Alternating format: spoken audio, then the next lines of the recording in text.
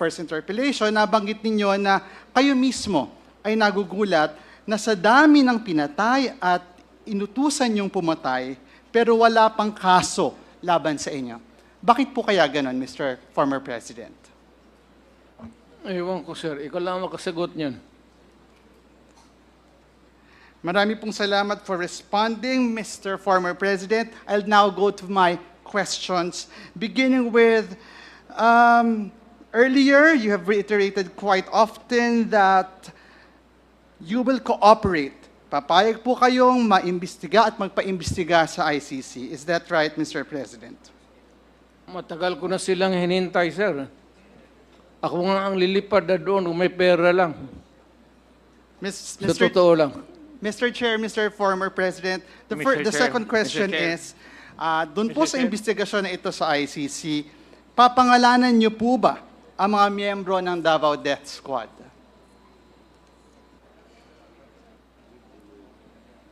Former President, yes? Ako yun, sir. Yes. Your response? Can you turn the mic on, please? Sorry. Thank you. DDS. Sila lang man naggawa ng Davao Death Squad. DDS means Davao Development System. That's the correct term. You are abusing the phrase to the detriment of my city. Wala na tuloy pumupunta doon.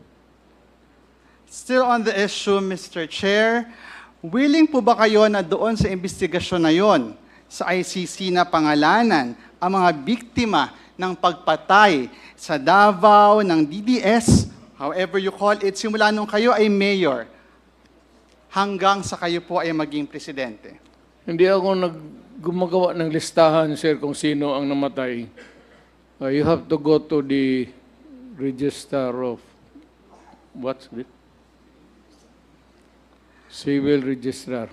At maybe sa police. Huwag ho sa akin, hindi ako bookkeeper para sa namatay ng mga tao. Next question, Mr. Chair, Mr. Former President, willing po ba kayo na doon sa investigasyon na yon magsalita tungkol sa paggamit nyo sa PNP bilang inyong death squad through the reward system? Yes, I will answer questions about DDS, but I have never said that I am willing to admit the existence of DDS to kill people.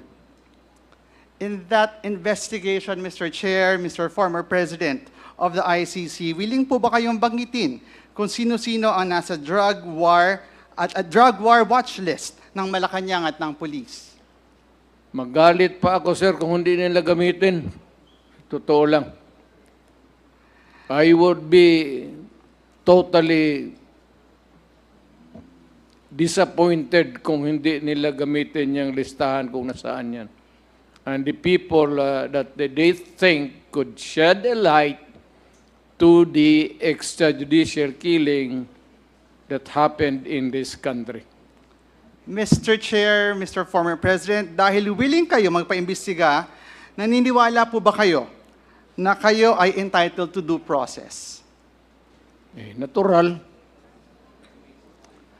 Mr. Chair, Mr. President, bilang akusado, naniniwala po ba kayo na you and your co-accused deserve a fair day in court?